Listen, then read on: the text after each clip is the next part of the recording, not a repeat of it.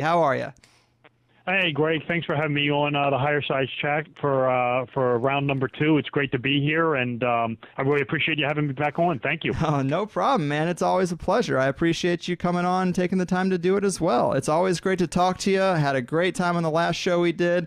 I really think this one's going to be even better because you picked some great movies to analyze in this book with a depth that I can't say I've seen anywhere else. So it's going to be awesome.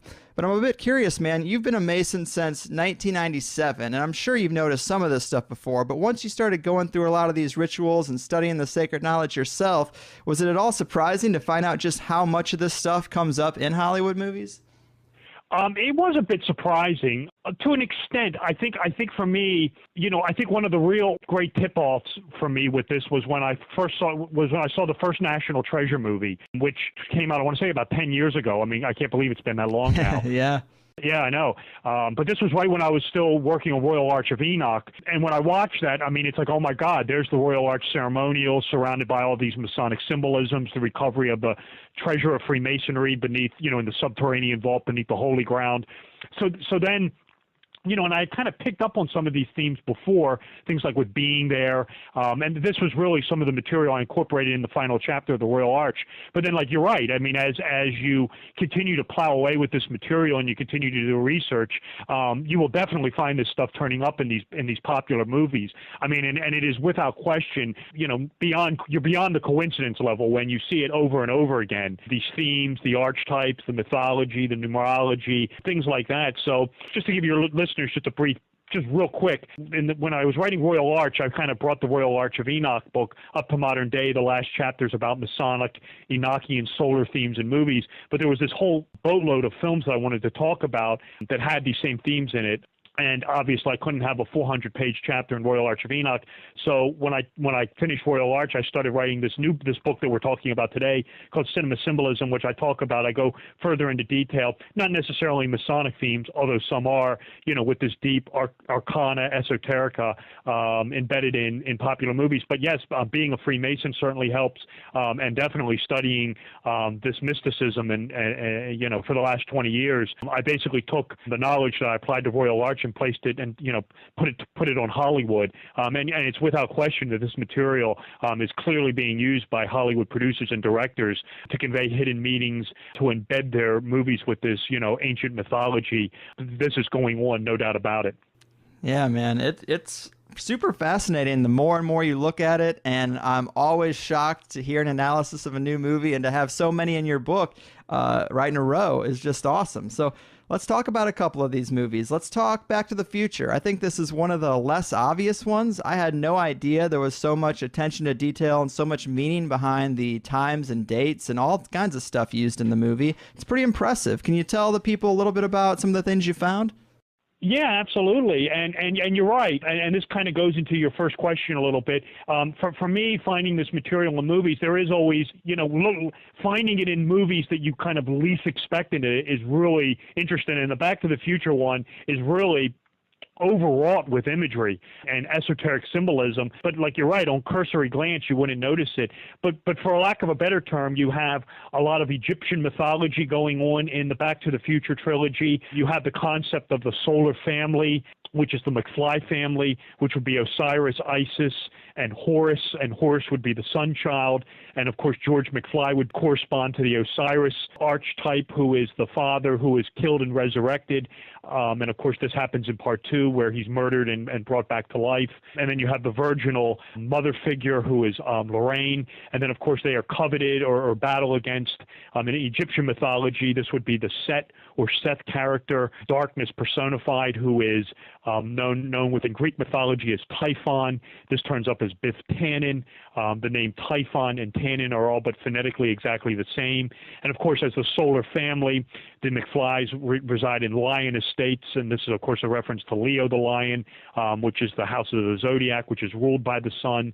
And then you've got the Doc Brown character, who is sort of the hermetic Hermes Trismegistus wizard-like character. And I want your listeners to understand I am kind of going over a lot of material here. I mean, I know we're limited in time, so if you want more detail, please read the book. But obviously, You have the Doc Brown character corresponding to the is surrounded by the number 5, developing the flux capacitor on November 5th, 1955. This corresponds to the 5th card of the tarot, known as the Hierophant. This is the manipulator of time and space. You read the earmarks of this card, and especially Crowley's take on it. I mean, Crowley put an Egyptian spin on it, which is very apropos for this movie. Crowley said the Hierophant is the master and manipulator of time and space. So this, of course, corresponds to the Doc Brown character, who, of course, is the inventor of the time machine. He is, by default, the master of space-time. Then, of course, you have the little dog Einstein becoming the world's first time traveler at 1:21 a.m. 1:21 is a reference to the 1.21 gigawatts of electricity needed to fire the flux capacitor. One of the real unique solar attributes that is really very uniquely veiled in the movie is the date that the time machine is activated at 10:04 p.m. This is drilled into your head in the first movie. 10:04 is a reference to the date of October 4th, which I want to say is the 276th day of the year, which means there are exactly 88 days left in the year. This is a solar reference. And of course, 88 is the number that needs to be reached to activate the solar chariot that the sun child drives. And of course, the lightning strikes the clock tower at exactly 10:04, investing the chariot with the energy of the sun, and allows the DeLorean to break the space-time continuum. Of course, this is basically, I get into it much more depth into the book, but it's basically transforming the DeLorean into the sun chariot of Hebrew mysticism of the Maise Merkherber. It's very deep material, but again, you'll find this in Back to the Future.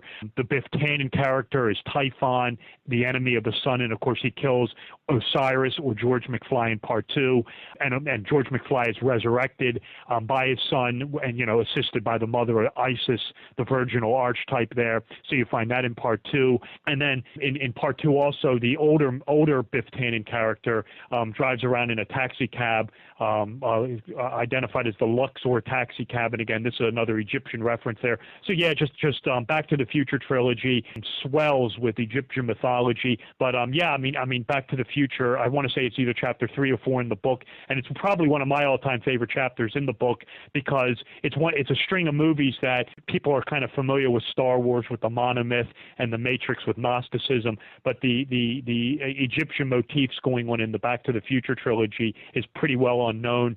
My book is really one of the first ones to document it. I mean, there's some other esoteric references going on in that movie with buildings being placed. The building in one time frame has a dualistic meaning in another time frame. Like in 1985, the building may be something that it's different in 2015. Usually they're the polar opposite. This ties into concepts of dualism, Gnosticism as well.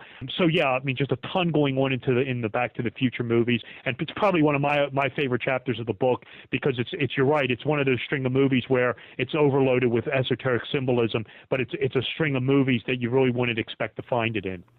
Yeah. Wow, you just hit us with so much. And one part that was kind of interesting is when you're talking about Biff becoming Typhon in the second film. He gets the sports almanac, and he gets all the insider information for the next so many years. It's funny because someone might not think that, or might not make the connection to that reference of Typhon, but there's a scene where there's a video, I guess it's a porn video, sitting on his bar, and it's called Black Taboo, which is almost the same as Black Magic, which is bringing up that kind of esoteric thing in the back of people's minds. It's making that connection right there by placing a video at that title in the frame. I thought that was kind of interesting, an interesting detail. Yeah, absolutely. You'll find these little details placed throughout these films in general, but Back to the Future, the trilogy does a really great job with it. Right, you have the Typhon character being sort of the master of black magic, and that's exactly what Biff Tannen does. People just kind of goes by people, but if you really think about it, he's invested with forbidden knowledge of the future, and he uses it. He basically uses time as a black magic device to create this wealthy empire, which is completely corrupt. It's completely evil. And that's exactly what Biff Tannen becomes. And you're right, you'll see the little video, Black Taboo, referencing black magic, behind him. And this is at the top of the casino hotel in part 2. Also, that's really unique, and this is another little attention to detail going on in that movie, is when Marty McFly goes into the Biff Tannen Museum, he's greeted by the wax figure of Biff Tannen. And playing in the background on the video screen is a reference to the ancestor, Mad Dog Tannen, who's the villain in Part 3, who is, of course, the ancestor. And it's told that Mad Dog Tannen killed, it's revealed in the movie that Mad Dog killed Doc Brown over a horseshoe incident. And if you pay attention to that scene, the wax figure of Biff Tannen is actually holding up a horseshoe, sort of metaphorically anticipating the events of Part 3. So you're correct, Greg. You'll find these very hidden nuances and symbolism going on, and it'll just be passed over very briefly, but they are very adroitly placed, and they are definitely intentionally placed there. There's no question about it. Yeah. One other example that I wanted to touch on that I thought was pretty interesting in the Back to the Future movies is in Part 2, George McFly's tombstone has a date selected for a very specific reason. It's actually a reference to the Fool Tarot card, right? That's absolutely correct. What I talk about in the book, one of the overarching themes, no pun intended, with cinema symbolism was talking about the Jungian archetypes, coming off of tarot cards. This ties into the idea of the collective unconscious.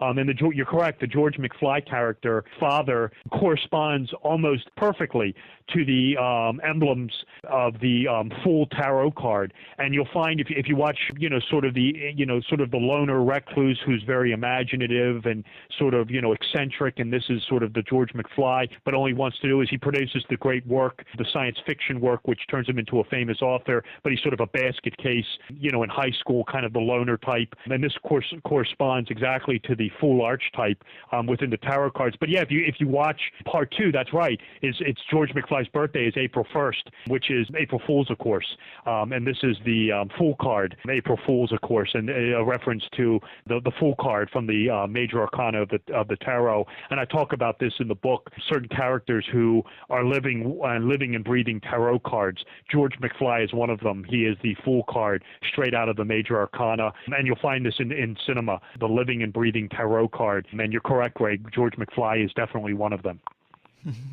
Yeah, it's so fun to analyze those archetypes and realize just how many times they're reused and just so recognizable. Another movie to move on that you analyzed that I loved the breakdown of was The Wizard of Oz, because I had heard before that it was deep symbolism for money and the financial system, but I'd never heard the real details and with the political context of its time, which you also add in. Can you break that one down for us a little bit? It's probably one of the more interesting ones to me.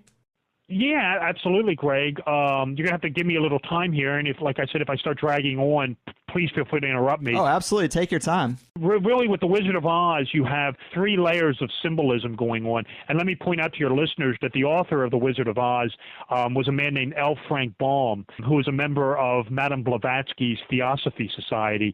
So, some people, you hear the naysayers say, oh, well, these people would have no knowledge of this. This is all just one giant coincidence. That's bull. These authors, these movie makers are very in tune with this material. And again, it's intentionally placed. I have little doubt about that. Sometimes, of course, it can be coincidence. That's always, there's an exception to every rule. But the argument that, oh, these guys had never heard of this, or this is all just one giant coincidence, that argument falls flat on its face. L. Frank Baum, the author of The Wizard of Oz, was a member of Theosophy. His wife was too. They were very well versed in this esoterica. And if your listeners aren't familiar, I'm sure they are, but make a long story real short, Blavatsky's Theosophy movement was basically neo-Gnosticism, to make a long story real short. But you have in The Wizard of Oz these 3 levels of symbolism going on. One is, and they're all present, one is, of course, that this is just a mere adventure about a girl who gets whisked away to a magical land, has an adventure, goes home, story over, have a nice day. This is what Albert Pike would call the explanation for the profane masses. This is, nonsense, of course. This is just your profane explanation, to use Albert Pike's words. Then you have the political allegory going on, and I'm going to try to segregate them out, but they do overlap to a bit of an extent. You have the entire entire political allegory going on within the Wizard of Oz, and you have to be cognizant of the Wizard of Oz is essentially one gigantic political, economic, socio-allegory of the United States of America from around 1896 to around 1900, where you had things going on such as the free silver movement, which was the gold standard only being applied to silver, which was instead of using gold to back paper money, you were using silver. You had the Depression of 1896, where laborers and farmers were undergoing foreclosure. Laborers were being laid off in droves. You had the President of the United States, William McKinley, who was also a Freemason, basically defeating the Democratic and the socialist challengers with ease. Those were Williams Jennings Bryan and Eugene Debs. And you had McKinley, who wanted to use the gold standard to back paper money. And this is what you have going on in The Wizard of Oz. You have the yellow brick road is the gold standard leading to Emerald City, which is green, which is symbolizing the paper money, the printing of United States currency. And of course, the Wizard of Oz is none other than President William McKinley, the Masonic president. McKinley was number 25. It's interesting if you watch the movie, when Scarecrow at the end gets the brain, gets the diploma, and McKinley, the Wizard of Oz, invests the Scarecrow with, quote unquote wisdom. What is the Wizard of Oz, or what does the Scarecrow do? He recites back to the wizard the 47th proposition of Euclid: a squared plus b squared equals c squared, which is actually the emblem of a Masonic worshipful master. So you'll find that little Masonic reference going on in the movie. And then you have things like, the Cowardly Lion, who is all roar but no bite. This would represent or symbolize Eugene Debs and William Jennings Bryan. You have the Wicked Witch of the West, who is green-skinned. This would represent paper money, the negative side of paper money, which would be inflation. You have the Scarecrow, who is, of course, the farmer, the American farmer, who joins with the Tin Man, who is the American laborer. And you'll notice in the film that the laborer, the Tin Man, is immobile. He can't move. And again, this is symbolizing the Depression of 1896, which saw American laborers being laid off in droves. However, he gets moving again. He gets, symbolically back to work by being oiled up. And this is symbolic of the oil companies, of people like J.P. Morgan, Rockefeller Standard Oil, who put a lot of the laborers back to work. So thus the Tin Man gets mobile again by being oiled up or being put back to work by the American oil companies. And then other political allegories, you'll have the little two dancing troops at the beginning, the Lullaby League, who are the sleeping yet awakening women's movement, and then the Lollipop Guild, who is unionized labor. This was coming into effect under the McKinley administration. So you'll have this entire gigantic political allegory going on with the Wizard of Oz. I detail it much more in the book. And then again, you'll have the tornado, which symbolizes foreclosure of the farm, taking the farm away somewhere else. So you have that entire allegory going on within the Wizard of Oz. But then you have this very deeper Gnostic theme going on in The Wizard of Oz. And again, this ties into Madame Blavatsky's Theosophy movement, neo-Gnosticism, which of course Baum was a member of, where you have the initiatic experience, Dorothy Gale undergoing initiation into the mysteries, receiving gnosis or enlightenment, which for her is self-revelation, epiphany, where she realizes for her epiphany is that there's no place like home. And of course, she's whisked away in a tornado, representing the winding staircase of the mysteries, the winding staircase of the second degree of Freemasonry, known as, the middle chamber of King Solomon's Temple. This would be the ladder of Mithras in the Mithraic mysteries, where you ascend and descend to gain esoteric wisdom. So Dorothy essentially ascends the ladder, where she's taken away to this magical land. She travels on the golden path of enlightenment, but of course the golden path of religion leads to the false messiah, the demiurge, known to the Gnostics, the lesser material god, which of course is the Wizard of Oz, who is nothing but a windbag, a phony, which is ultimately exposed by the little dog, who sort of serves as Dorothy Gale's little familiar. A familiar is sort of an animal who assists witches on errands. And of course, I'm not saying Dorothy Gale is a witch, but of course the little dog acts like a little familiar, I guess is the way for me to describe it, and exposes the wizard as a fraud. And of course, Blavatsky talked about that in order to receive gnosis and initiation into the mysteries, one must have a brain, one must have a heart, and one must have courage. Thus, Dorothy Gale has three sojourners who seek a wisdom, fortitude, and courage. That's the symbology of there. And of course, the wizard, once exposed, and this was, of course, the fear of all religions, that it leads to a false messiah. And this is symbolized at the end, where the false messiah takes Dorothy back to Kansas after she receives her epiphany in a hot air balloon, symbolizing that all religion is nothing but hot air, and that the divine spark lies within you. And then again, this is for Dorothy Gale to discover on her own, that for her epiphany is there's no place like home. And it's interesting also that Baum also incorporates this with the witches of Oz. The two witches, this is in the book, it's also in the movie. In the book, there's two witches of the north and south. In the movie, it's only one, Glinda of the south. And of course, Glinda's wand is tipped with the pentagram with 1 point up, 2 points down, symbolizing the white Kabbalistic magic. But in the book, it's the two witches, and it's north and south movement. This is how one receives Ascensio, by moving north and south up the ladder of initiation, the ladder of Mithras, the winding staircase of Freemasonry. The two women who use the black magic are of the east and west in Oz, and this symbolizes stagnation. One does not move up and down or receive gnosis by moving left and right or west and east. One receives gnosis by moving upwards up the ladder of enlightenment. So thus, the two black magicians of Oz are of the east and west, while the two white magicians are of the north and south, symbolizing sublime gnosis. So you'll find this entire Gnostic religion, initiation into the mysteries, going on inside the Wizard of Oz also, and I document it much more in the book. So really, and again, you'll find at the end where Dorothy wakes up from her adventure in Kansas, having undergone this initiatic experience, and of course no one else understands her. They're now the profane masses, again to quote Albert Pike.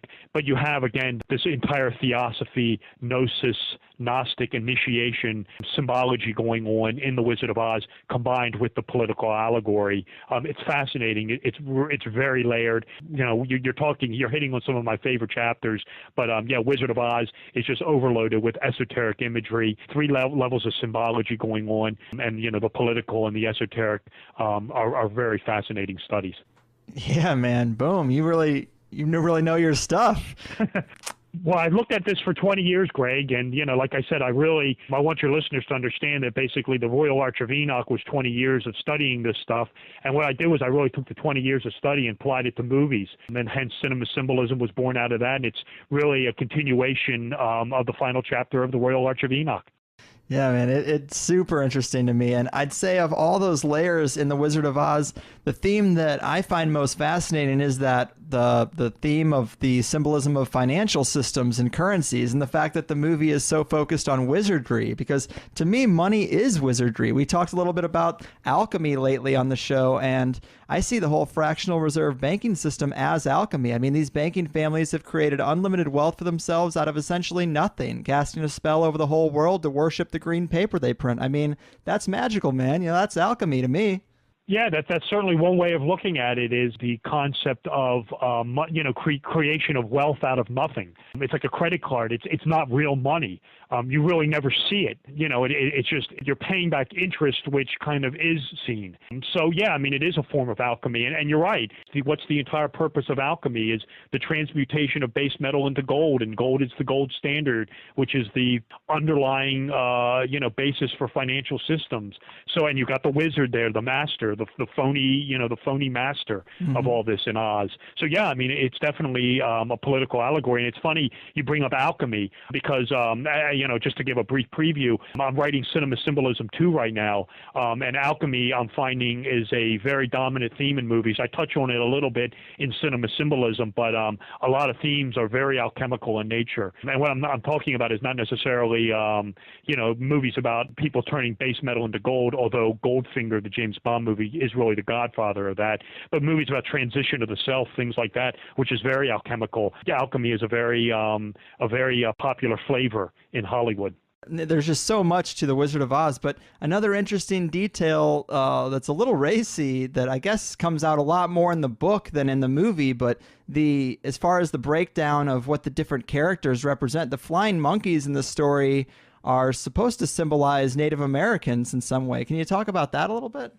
Yeah, that's right. If you read the book, it's more known in the book than it is in the movie. Who are sort of the subservients to the Wicked Witch, and this could you could also ultimately tie in that the American Indians are subservient. The Wicked Witch being the negative representation of money, that the monkeys are sort of subservient to the United States of America is one way of looking at it. But if you read the book, it becomes clear that the flying monkeys are symbolic of Native Americans. They talk about how the flying monkeys once ruled the land of Oz, carefree, did whatever they wanted, but then they were ultimately taken away and other people moved in and then basically became sort of indentured servants to a higher master, which of course is basically what Native Americans were. They, once ruled the land and now are basically placed on reservations and, for lack of a better word, had all their lands taken away. And Baum makes this clear in the book that the flying monkeys are allegorically the Native Americans who had their lands taken away. The monkeys did too.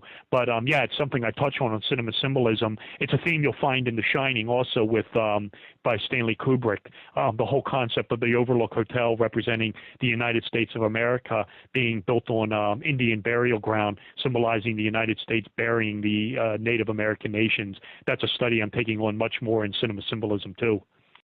Man, it's just so interesting how calculated these details are. You think something as random as a name is just like picked out of the ether, but no, that's definitely by design. I mean, even you talked a little bit about the political allegory and the presidential representation, but also Dorothy. It's the name Dorothy, Dorothy, is Theodore backwards, which is a reference to Theodore Roosevelt, right?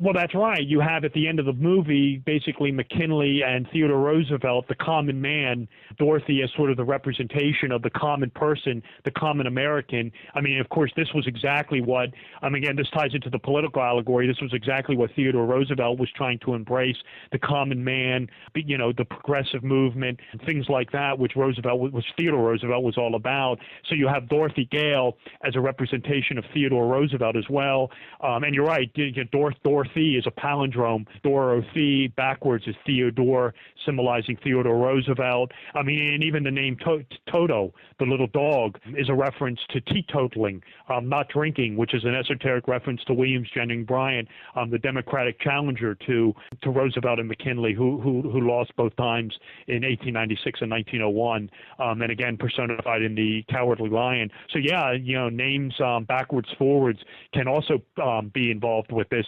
The attention to detail is astonishing. And that's one of the tip-offs that this stuff is very intentionally done. If you were to see it once or twice, you could kind of chalk this up as, to maybe it's a coincidence. But when you see this stuff over and over again, you're beyond the coincidence phase. You also mentioned something that I had totally forgotten about, and that is the urban legend that if you play Pink Floyd's Dark Side of the Moon with Wizard of Oz on mute, the movie and the album sync up pretty well. And I actually have done this. I did it when I was like 16 or 17. I went to Best Buy and bought both of them.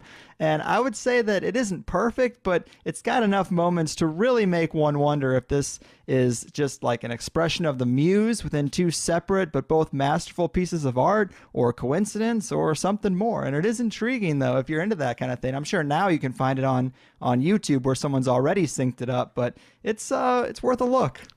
Yeah, absolutely, Greg. I have met people, I'm 50-50 on it. For starters, I've never tried the experiment. I talk about it in the book, but I've met people who swear on everything holy that it works.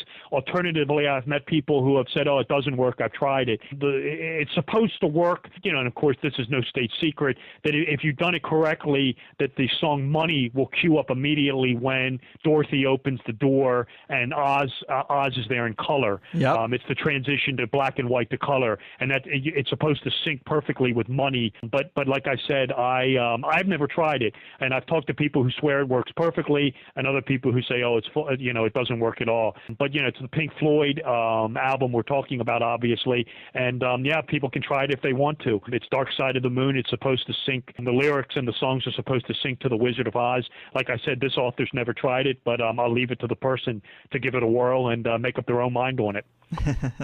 Yeah, it is fun, and you're right, that one moment, the Money moment, is probably the biggest. There's also a moment where in one of the songs it starts with a lot of bells, and that's the part where she's racing on the bicycle, And so that kind of makes sense. But of course, there are lulls in the middle where you're like, I don't know, I'm waiting for that next moment. And then something hits you and you're like, it kind of works. So it is fun. And it is just weird how things in this world work out like that. But to switch gears a little bit to another series, we ended our last show talking a bit about the symbolism of James Bond and why the 007 number was chosen. But tell us about that again. I mean, it's been so long. Plus, you have a ton of new information to add to the James Bond pile too, don't you? Oh, absolutely. Yeah, the James Bond material is really interesting. I could talk about this for 5 hours, so I'm going to do my best to condense some of this. But you have the books written by Ian Fleming, who worked in intelligence during World War II for the British government during World War II. And Fleming was very influenced by the mystical and the occult. A lot of people aren't aware of this. This is coming out more and more, that during World War II and even during World War I, the great beast himself, 666, Aleister Crowley was a double agent for British intelligence. Believe it or not, Aleister Crowley, handler in British intelligence during World War II, was none other than Ian Fleming. So Fleming had this great occult influence upon him. And other people who moved in this circle was Dennis Wheatley, who wrote The Devil Rides Out. That features an Aleister Crowley character named Mokata, who summons the goat of Mendes and Baphomet in The Devil Rides Out. That was a movie made by Hammer Studios in the late 1960s. And also moving in the circle was Ronald Dahl, author of Charlie and the Chocolate Factory. Dahl actually incorporates some Hermetic themes in Charlie and the Chocolate Factory. And Dahl actually wrote the screenplay for Chitty Chitty Bang Bang, which was also written by Ian Fleming, who's obviously more well known for the James Bond work. But yeah, I mean, the whole thing with 007 is an esoteric reference to this Elizabethan magus named Dr. John Dee, who served as Queen Elizabeth's court astrologer, soothsayer. He prophesized her coronation date and said basically, Queen Elizabeth I, you get coronated on this date, you'll have this great golden reign. She listened to him, and she did, and it happened. And of course, Dee is known for creating, along with this guy named Edward Kelly, this system of conjuration known as Enochian magic, where one communicates with angels and demons. But Dee was involved with the spy ring under the aegis of Sir Francis Walsingham to basically protect Queen Elizabeth from extreme Roman Catholics in England, the Jesuits, and other people who worked in this spy ring would have been Dee, Kelly, Francis Drake, Walter Raleigh, Giordano Bruno, the Dominican friar. They sort of formed this quasi-Rosicrucian-style spy ring to prevent any sort of assassination attempts on Queen Elizabeth. It was sort of a security spy ring around her. And when Dee would correspond with her, he would sign the correspondence 007 or 007. And if you look at the sigil, it's eyeglasses.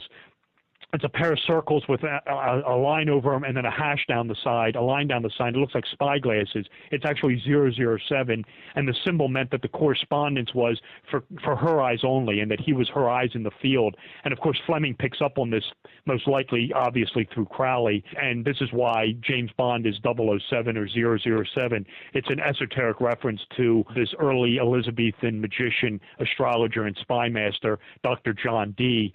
But you'll find very Hermetic and Kabbalistic and Rosicrucian themes in the James Bond movies, both in the books and the films. I mean, you have the alchemist, Auric Goldfinger, who wants to transmute the metal, the gold in Fort Knox.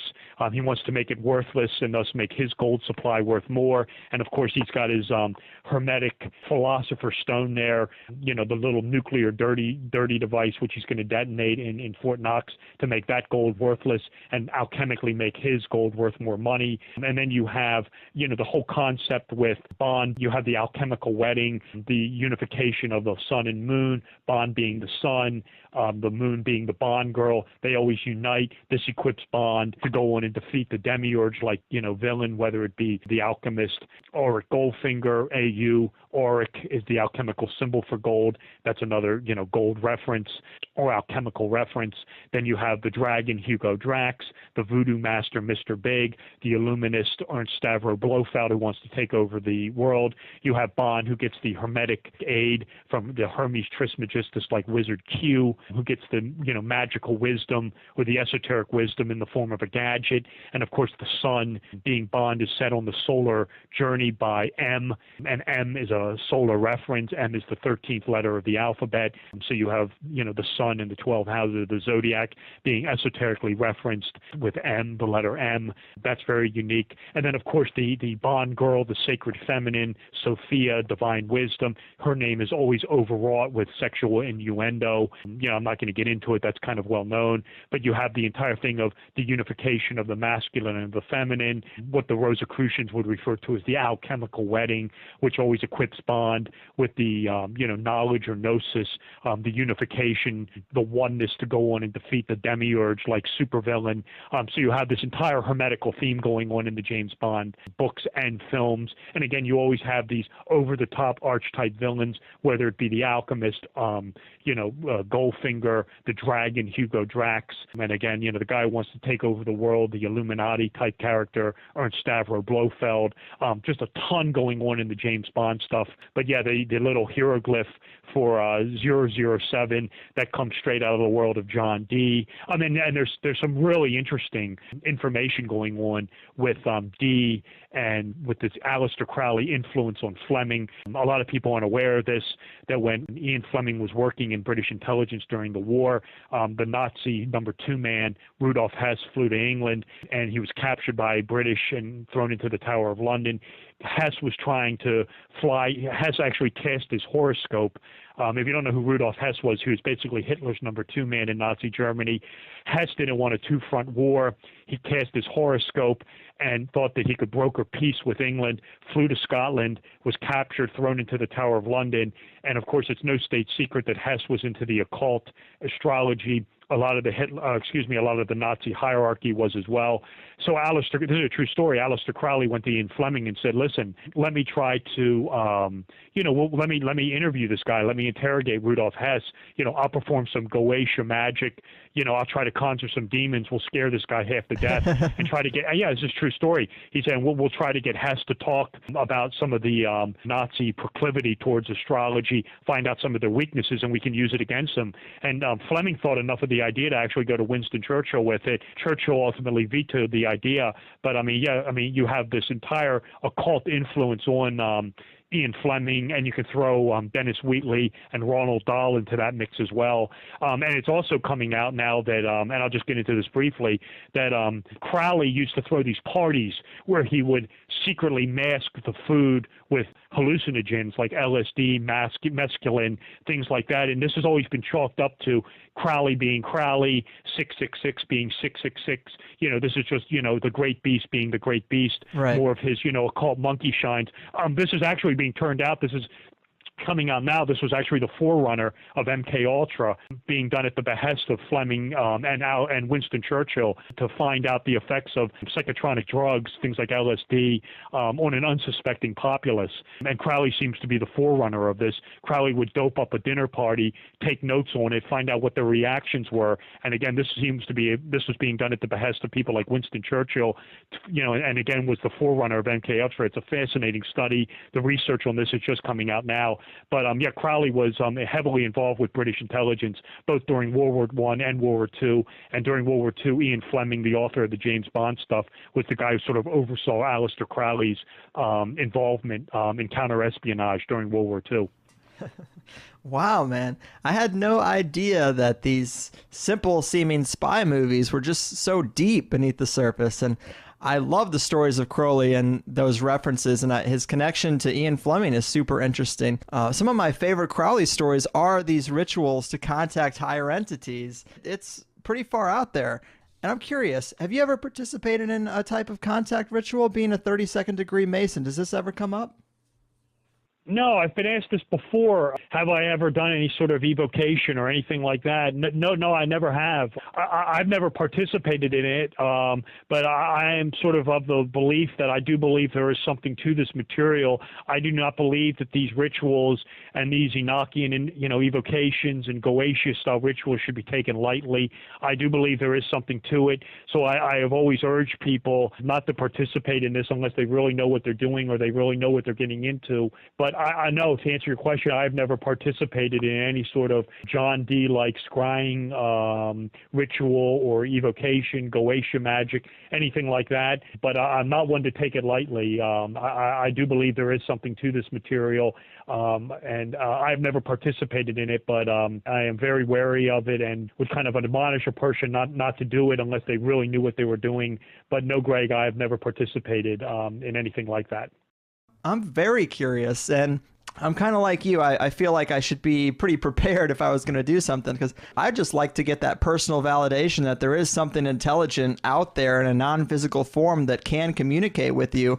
But you got to be careful, because a lot of times the people who have made this contact talk about these entities' desire to deceive, and it gets pretty hairy. But I mean, I'd like to know there was something there, so someday maybe I'll put in the effort to get it all right and get all my ducks in a row and try to contact something.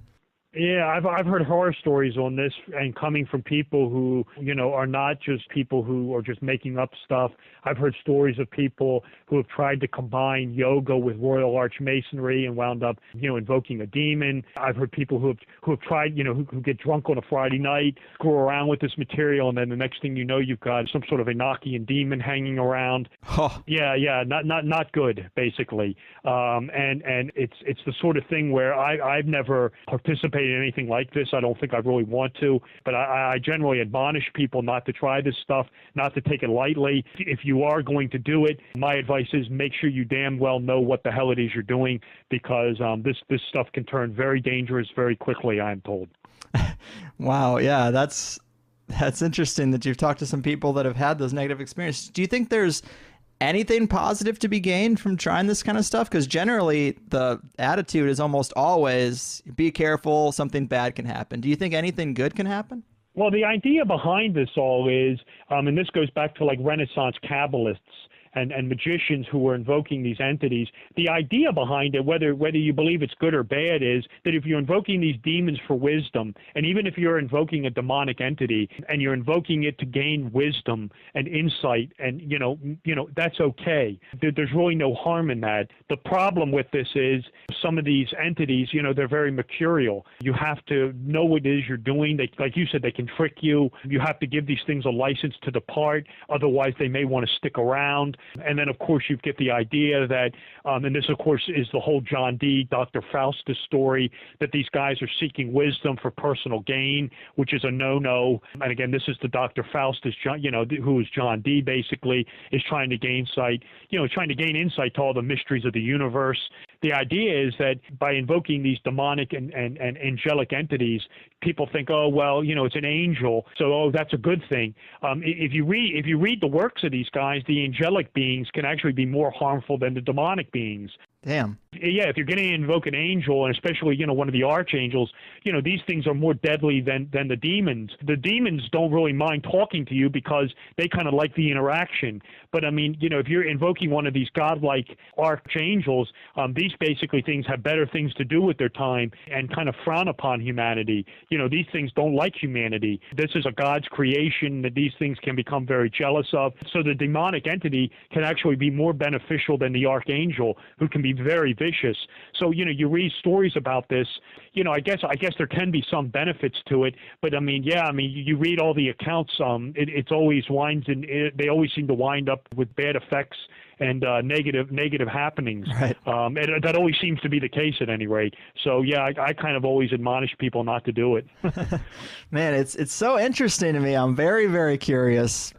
Getting back to the symbolism a little bit, what do you think the main reasons are for putting this in movies? Are these filmmakers just trying to pay tribute to the lodge, or are they trying to appeal to something in our subconscious, like a type of visual nicotine, maybe a little bit of both?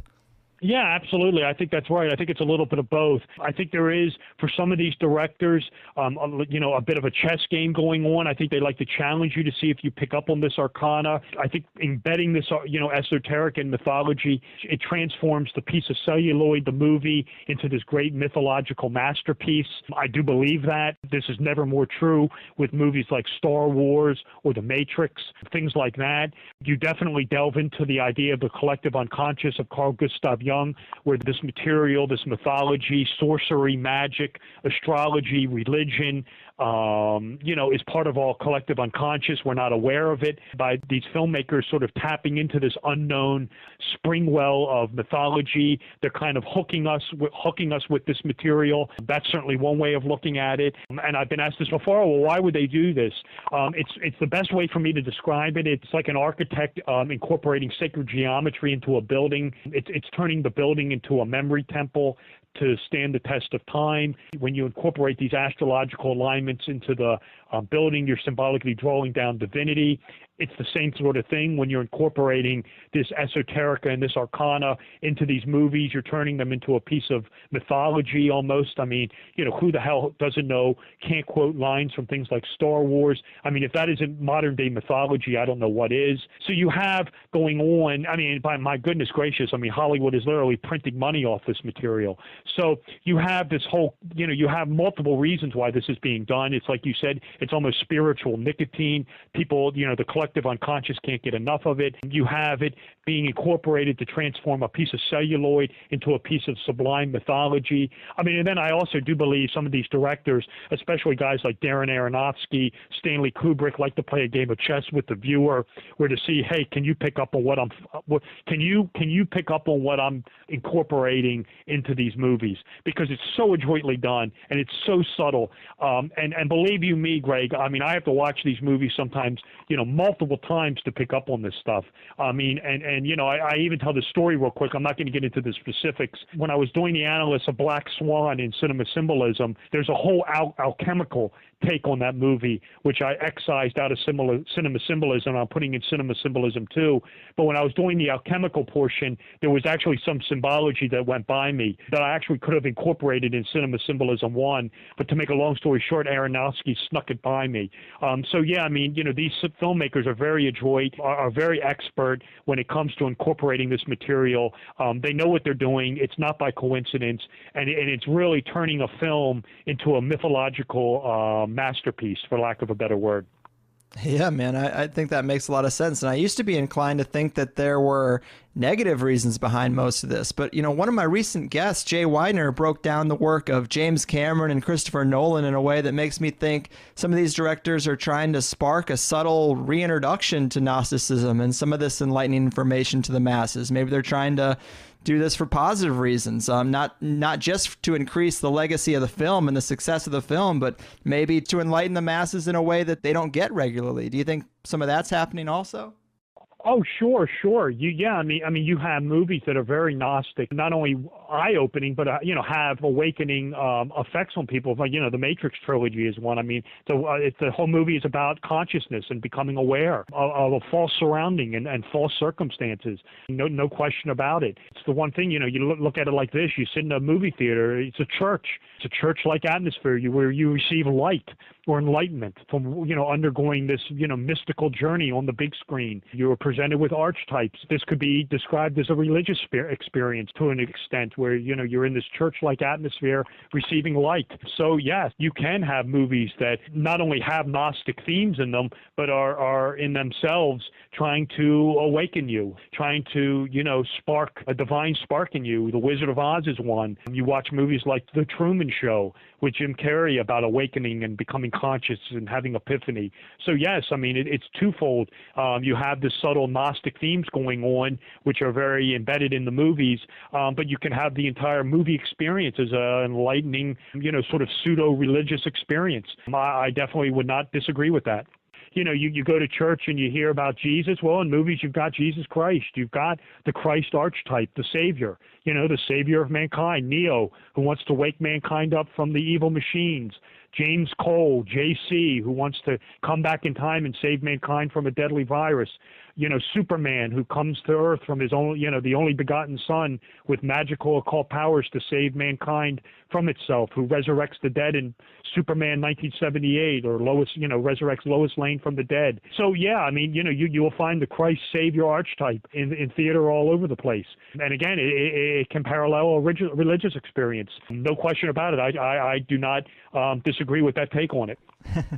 Well, I got an excuse now. Next time someone criticizes me for being lazy and distracted with TV and movies, I can just be like, "Hey man, this is my enlightenment ritual, okay? We've gone over this. It's clear as day." Yeah, absolutely. I mean, you think about think about a movie theater. I mean, you have aisles. I mean, it's laid out like a church.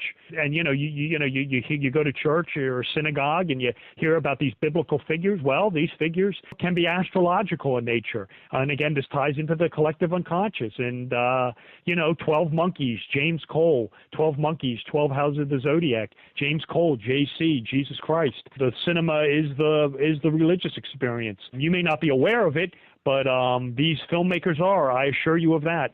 And you also talk a lot about horror movies in the book, and that makes a lot of sense because often the catalyst for the evil coming through is some type of ritual or some type of occult witchcraft or something similar to that.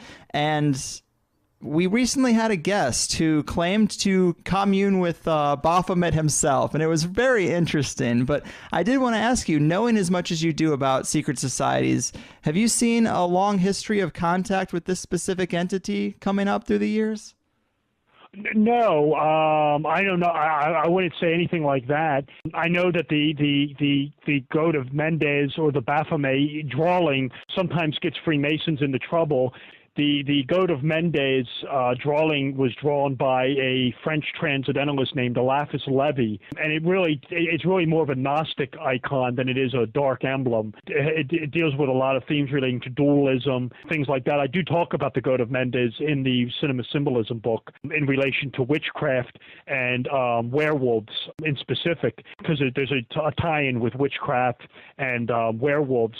But it gets Freemasonry into trouble because Levi was Freemason as well, but the works of Eliphas Levi, for lack of a better word, provide the raw material that Albert Pike used to draft Morals and Dogma of the Scottish Rite.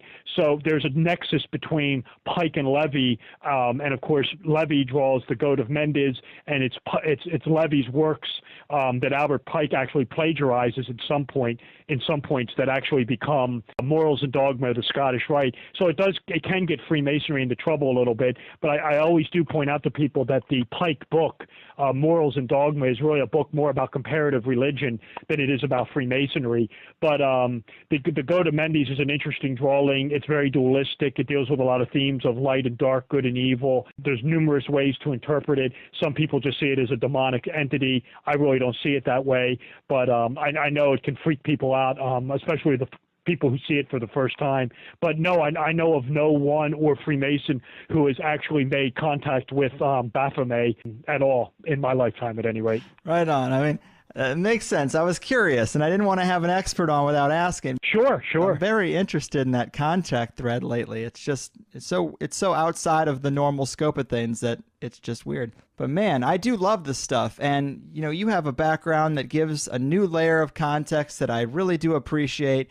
I know I'm going to be getting a little bit of flack for being so friendly with this 32nd degree Mason. It happened a little bit last time. It happened when I had Lone Milo Duquette of the OTO on, but that's on me, and I really thought this was a fun show. When you're getting into large numbers in an audience, you're going to have little sections that are ultra paranoid about certain different things, and it happens. Oh, sure. Yeah, sure, absolutely. I mean, I don't hide that fact from anyone. I'm a Blue Lodge Freemason since 1997, amicable St. John's Lodge number 25 here in Baltimore. I became a 32nd of the Scottish Rite, Valley of Baltimore, Orient, and Maryland in 1999. I'm very proud of my Masonic membership, and I do not believe that the Royal Arch of Enoch or Cinema Symbolism would exist without me being a Freemason. So I have no problem with it, but if someone doesn't like it, it's the old line, Greg, I can't make everybody happy, so I wouldn't even try to. I hear you, man. I struggle with that all the time. So I really do appreciate your work, man, and I appreciate you coming on. It's always a pleasure. Is there anything else you'd like to leave the people with before we call it in? Why don't I just give out my website and how to buy my books, and we'll wrap up with that. Absolutely. Well, for starters, let me say thank you, Greg, for having me back on the Higherside Chats. I thought it was a tremendous show. I really appreciate it, and maybe when Cinema Symbolism 2 comes out or something like that, we'll do a third time. I think I'd really like that, and maybe you'll have me on. I hope so. Yeah. Yeah, I really appreciate you having me on. I thought it was a great show. If you're interested in my books, if you like the show, please check out me and my books. The easiest way to get them is through my website, which is www.robertwsullivaniv.com. That's www.robertwsullivan with two L's, IV.com. My name is Robert W. Sullivan IV. From my website, you can click on the banner from the homepage to buy my books. Signed copies of both books are available solely through my publisher. So if you want the signed paperbacks, I've been getting some emails. Where do I get the signed copy? Where do I get the signed copy? They are sold through my publisher. Go to my website, click the banner, and you can buy the signed copies. Alternatively, Cinema Symbolism and Royal Arch of Enoch are both in the ebook formats. They're on Amazon. They're on my publisher's webpage. They're on Barnes & Noble Nook. They're in the Apple iBookstore. If you like, if you're into the ebook and you want you're an e-reader, the ebooks are substantially cheaper.